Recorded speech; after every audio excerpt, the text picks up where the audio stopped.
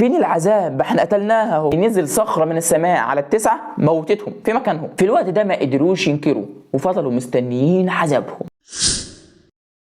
اهلا بك يا صديقي العزيز. تكمله قصه سيدنا صالح. اكبر ناس في القوم، التسعه دول هم اكتر ناس كانوا مفسدين في القوم، واكتر ناس كانوا بيحرضوا الناس انهم ما يامنوش بسيدنا صالح. ربنا سبحانه وتعالى ذكرهم في القران الكريم بايه؟ وكان في المدينه 9 رهط يفسدون في الارض ولا يصلحون. التسعه دول يا صديقي العزيز اتفقوا مع بعضهم انهم يقتلوا الناقه. عملوا ايه؟ بداوا انهم يطاردوا الناقه، فالناقه بدات تجري منهم، فالناقه بعد جري كبير ما عادش عارفه هتروح فين، فقام واحد منهم قام رايح بسهم كبير وقام ضربها في رجليها فوقفت، فقدروا انهم يذبحوها. عاقر الناقه اللي هو اللي ذبحها ربنا سبحانه وتعالى ذكره في القران الكريم بايه؟ اذ انبعث اشقاها. انا قلت لك في الفيديو اللي فات لو انت مفتكر ان الناقه اول ما طلعت من الصخره كان في بطنها جنين ووضعت الجنين، صح؟ عملوا ايه في الجنين يا صديقي العزيز؟ ابن الناقه صديقي العزيز ده ليه شويه اقاويل. القول الاولاني قالوا انهم قتلوه، قالوا ان هو عرف يهرب منهم فانشقت الصخره ودخل فيها، ويقال ان دي الدبه اللي هتخرج على الناس اخر الزمان والله اعلم. فبعد ما قتلوا الناقه صديقي العزيز راحوا لسيدنا صالح وعيونهم مليانه فرح وبيقولوا لكل البلد بكل تفاخر احنا قتلنا الناقه اللي كانت بتاخد الميه بتاعتنا والشراب بتاعنا. ويقولوا لسيدنا صالح فين العذاب؟ احنا قتلناها اهو. سيدنا صالح رد عليهم وقال لهم العد التنازلي هيبدا من بكره، قدامكم 3 ايام، يوم هتصفر فيه وجوهكم والتاني هتحمر والتالت هتسود وبعدها هيجي لكم العذاب. التسعه دول ما صدقوش الكلام وما بينهم وما بين بعض قرروا انهم هيقتلوا مين؟ سيدنا صالح. وفعلا بعد ما قرروا راحوا علشان يقتلوا سيدنا صالح.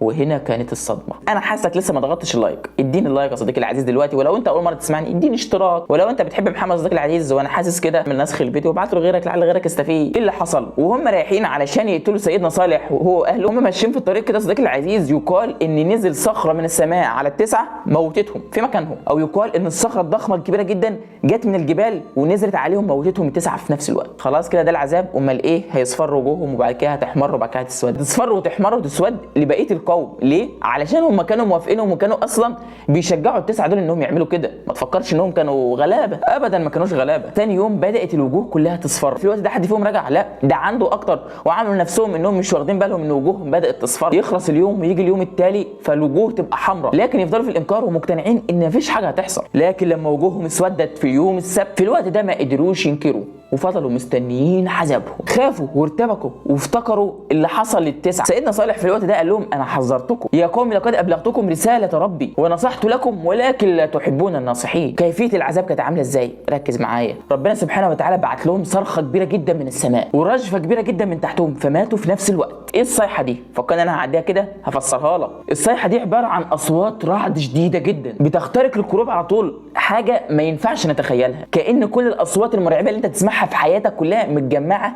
في صرخه واحده، لدرجه انك انت ممكن تحس ان الصوت بيخترق قلبك فتموت. ربنا سبحانه وتعالى وصف حالهم لما ماتوا بصفتين: فاصبحوا في ديارهم جاثمين، يعني نايمين على بطنهم منبطحين خامدين ما بيتحركوش. ان ارسلنا عليهم صيحه واحده فكانوا كهشيم المحتضر، يعني عظامهم محروقه ومتفتته تلمسها كده يكون كل العظام زي التراب بالظبط. مدائن سيدنا صالح موجوده لحد الان ما بين الحجاز والشام. هناك هتلاقي شكل البيوت الضخمه المنحوته بالصخور والجبال. ربنا سبحانه وتعالى فضل حافظ مساكنهم علشان تكون عبره لينا. ربنا سبحانه وتعالى سمى عذاب قوم ثمود في القران الكريم باكثر من تسميه. سمى العذاب الطاغيه والصاعقه والرجفه والصيحه. بعد ما نركز كده في كذا تسميه دي هنعرف قد ايه ان عذابهم كان صعب. في حكمه هنا مهمه جدا احنا مش واخدين بالنا منها. ربنا سبحانه وتعالى ما كانش قادر انه يعذبهم في يوم واحد، كان ينزل العذاب ده كله في دقيقه واحده او في ثانيه واحده.